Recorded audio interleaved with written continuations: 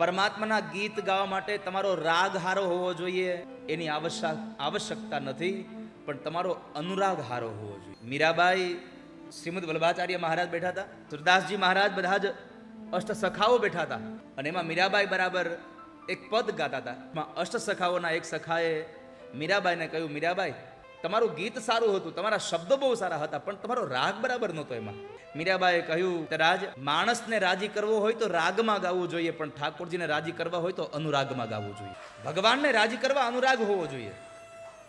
એમ આપણો રાગ હારો ન હોય તો કાંઈ વાંધો નહીં, આપણો સૂર ભલે બસુરો હોય, પણ ગાતા હોય ત્યારે પરમાત્મા માટે ગાતા હોય. બસ તું એક સાંભળે અને હું ગાતો રહું. મને મેવા મળે કે ના મળે, મારે સેવા તમારી કરવી છે.